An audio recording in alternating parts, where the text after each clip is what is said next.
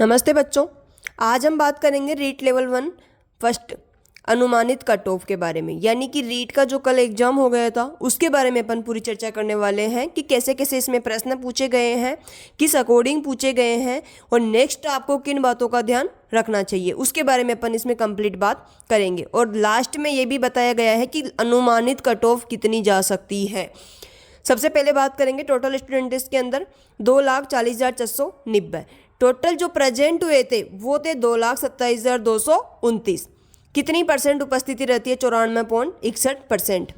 Paper का level की अगर अपन बात करें तो सरल, कठिन और मध्यम तीनों प्रकार के लेवल में अगर देखा जाए तो ये कह सकते हैं अपन कि 20% जो लेवल था वो ईजी अपन उसको कह सकते हैं, 50% जो था वो उसको अपन हार्ड कर सकते हैं, और अगर बात करें मध्यम की तो 30% ऐसे क्वेश्चन आए थे जिनको अपन मध्यम कह सकते हैं। अब किस अकॉर्डिंग प्रश्न पूछे गए हैं? सबसे पहले तो पूछे गए थे गहनता से प्रश्न पूछे गए, यानी कि बहुत ही ज़्यादा डीप पूछे गए हैं। अब मैं आपको एडवाइस दे रही हूँ आगे कैसे तैयारी करनी है आपको, उसके लिए कोचिंग प्लस नोट्स।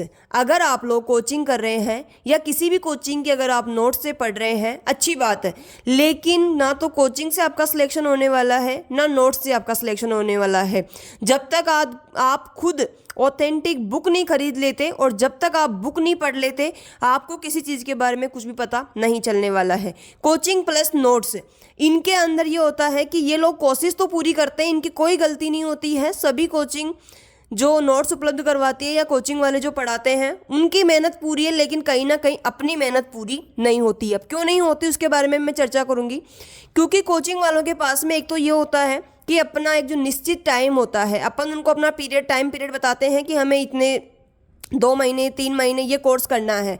अब सिलेबस आजकल बहुत बड़े हो गए हैं तो वो पूरा कंप्लीट कोचिंग में आपको सब कुछ नहीं पढ़ा सकते हैं। वो एक आधार होता है आपके पढ़ने का कि आपको किस अकॉर्डिंग तैयारी करनी है। तो अब देखना, इसमें कोचिंग प्लस नोट्स से सिलेक्शन नहीं हो सकता जब तक आप लोग ऑथेंटिक बुक नहीं पढ़ लेते हैं। क्योंकि किसी भी टॉप से टॉप कोचिंग में, किसी भी कोचिंग का नाम नहीं ले रही हूँ, आप टॉप से टॉप कोचिंग में अगर देखोगे तो भी आपको 100% नहीं पढ़ा सकते हैं, क्योंकि इतना टाइम उनके पास में नहीं होता है और ना ही इतना टाइम आपके पास में होता है, क्योंकि वहाँ पर सभी प्रकार के बच्चे आते हैं।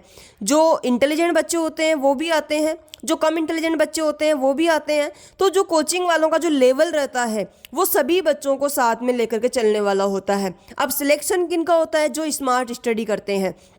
तो आज से ही आपने पेपर दे दिया है, आपको अपना लेवल पता चल गया होगा और आपको लग रहा होगा सिलेक्शन हो रहा है या नहीं हो रहा है, क्योंकि ये भी एक कड़वा सच है कि जब आप पेपर दे के आते हो तो आपको फील हो जाता है कि हमारा सिलेक्शन होगा या नहीं होगा। तो ये आपको पहले से सब कुछ पता है, तो उसके अकॉर्डिंग ही अब आपको ये भी पता है कि नेक्स्ट वैकेंसी जो आने वाली है टीचर की वो बहुत ही बड़ी वैकेंसी आने वाली है, क्योंकि इन लोगों की डीपीसी होगी।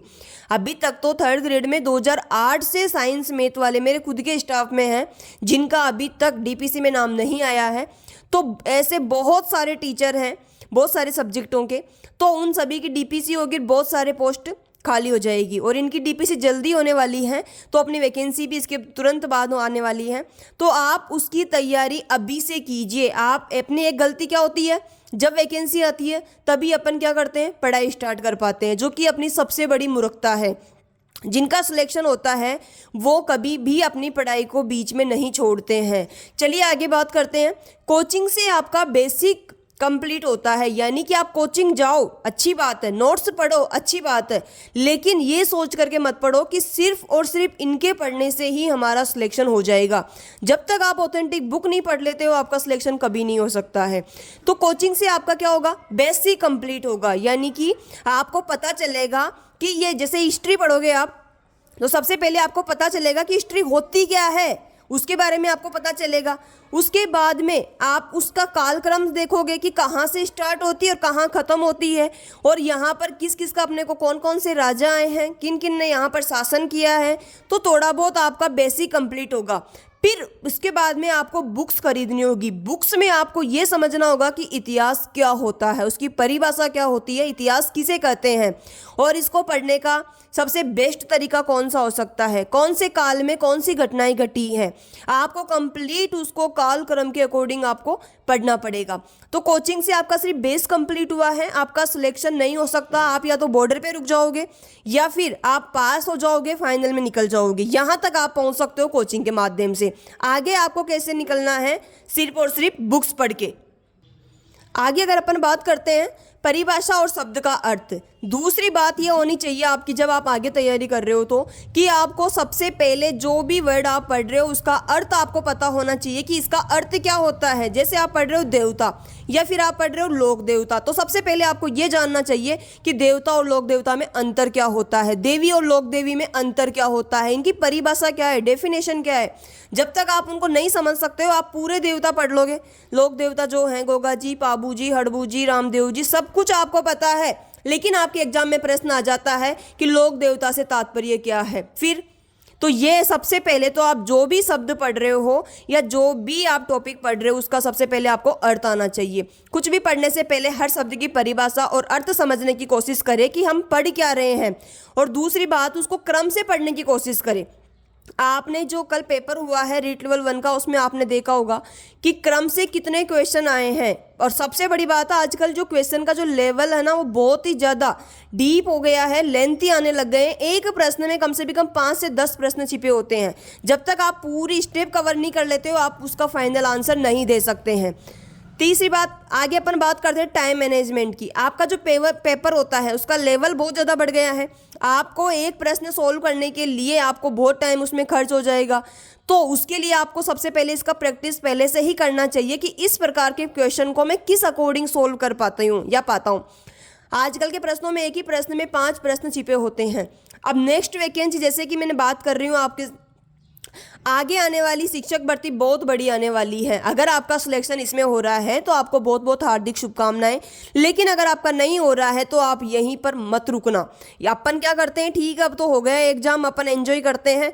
एक सबसे बड़ी गलती है ये अपनी, जब वैकेंसी आती है उसके कुछ समय पहले अपन पढ़ाई स्टार्ट कर देते हैं, जिससे अपना कभी सिलेक्शन नहीं होने वाला है। आज ही लिख करके ले लो आप।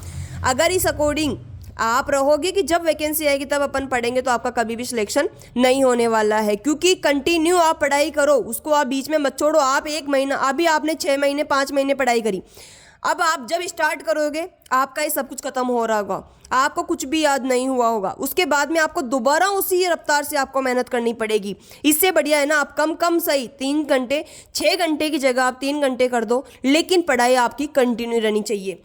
तो सिलेक्शन उसी का होता है जो कंटिन्यू तैयारी कर रहे होते हैं।